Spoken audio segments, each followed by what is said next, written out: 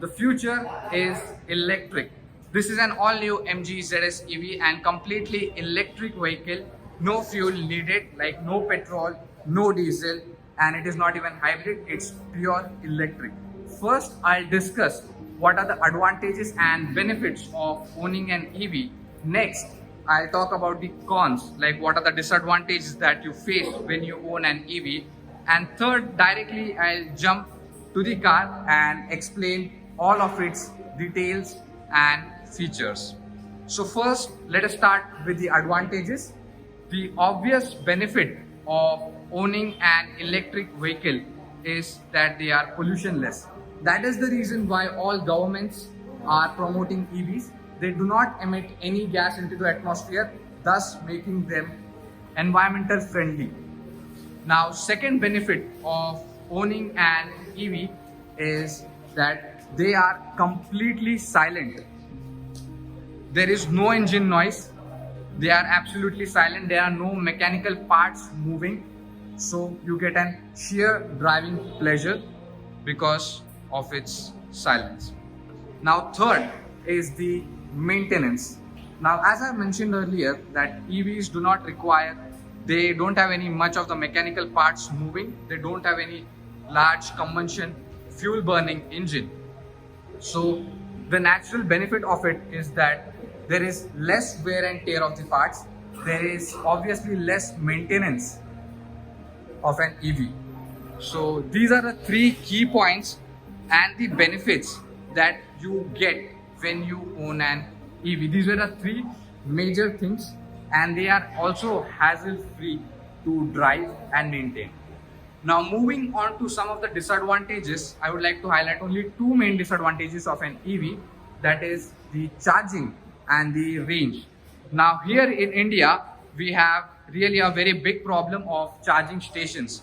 Now, as of now, there are not many charging stations, but in some states like Maharashtra, like you may find commonly on many petrol pumps, but not everywhere.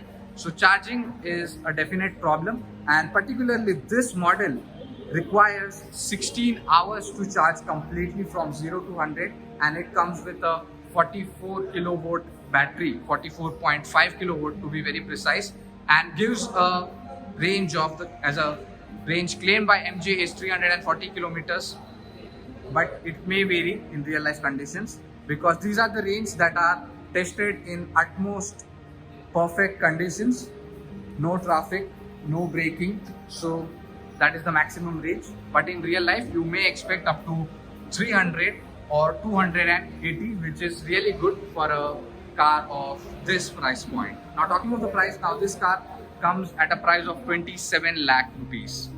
So this was the talking of the range.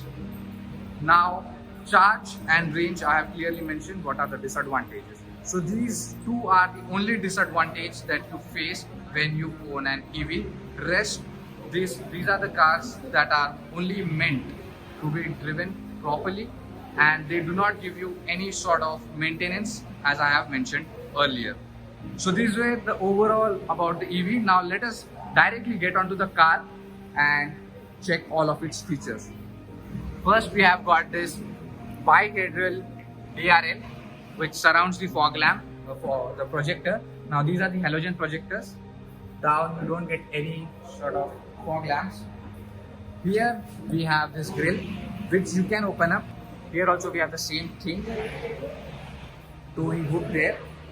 Coming on to the side, we have this beautiful alloy wheels, really good design. These are 17 inches alloy wheels, and here we have a badge of electric. It's a very big badge, and these are the ORVMs that are electrically adjustable as well as retractable. Here we get chrome door handles, request sensors on the driver side. Now, talking of the technical specifications of the car, now this car has a length of 4.3 meters, a width of 1.8 meters and a height of 1.6 meters, which puts this car into a compact, like rather not exactly a compact SUV, but in size of the Creta or Kia Seltos. But overall, it's a very good looking car. At the rear, we have this LED tail lamps, and we have the badging of ZS EV and internet inside. As you know that all MG cars are equipped with internet inside on their top end variants. That means you can just say a command, hello MG, and that will respond to it and open the window or the sunroof and much more. So this was all about the exterior. Nothing much specific to highlight over here. The main thing, the fact is that it is an EV. That makes it very special and unique. So now let's get inside the car and talk what are the features. So starting with the driver's side door, we have got the controls for power windows and locking all the windows. Here we have got leather finish, and this is some chrome finish over here. Bottle holder which can easily fit in 1 liter of bottle. Here we have got speaker. This car comes with 6 speakers sound system which has a adequate sound quality, no issues over there. Here we have this power adjustable seat which is 8-way adjustable, including the adjustment of headrest. This is how the interior looks now. Like now straight, let's get inside the interior and talk of all of its features. So as soon as you enter, the first thing you notice is the digital instrument cluster. Not exactly digital because here we have the 2 analog ones, and in middle we have the small 3-inch instrument cluster which will show you all of your range and modes which you are in the current mode. So maximum speed limit is 220, and here it's an unusual dial. Rather in fuel burning cars you see the rev counter, but here we have the power, how much power you are using when you are pressing the throttle. This is an 8-inch infotainment screen which supports Apple CarPlay and Android Auto, and here we have some of the controls for it. Nice leather finish dashboard. Here we have controls for AC. Here you can set the temperature, and here you can set the fan speed. And this is how the steering looks. From this side of the controls you can control that infotainment system, and from this side of the controls you can control that instrument cluster. Here we have the gear selector. Now you get only 3: reverse, neutral and driving. And from this toggle, which are really very neatly finished, you can select the mode and the battery. If you want to just check the range, it will show 45 kilometers to empty and the current speed, both in digital as well as analog. Here we have an electronic parking brake. Just you put this and it goes down, and here we have for this button. Overall the dashboard is good. Here we have got some plastic finish but no issues over there. A really good size glove box, comes with no illumination. This is the center console, comes with 2 big cup holders, and here we have this center armrest finished all in leather. When you open this, it's a pretty deep armrest. You can easily store a 1 liter bottle in there. Here we get electrochromic mirrors, like not exactly electrochromic, but you can adjust them manually. And here we have controls for all the sunroof, as well as this is a very unusual control of sunroof if you want to open this. And here we have the sunroof opening up, and that's a very unusual. It's a knob actually to open and close that. And here we have illumination that are standard. On this side we get vanity mirrors without the light, and on the driver side too we get vanity mirrors without the light. Here we have some controls for the ORVMs, and these are the AC vents, circular shape with knurled chrome finish over there. Overall the materials are good. The seats are leather finished.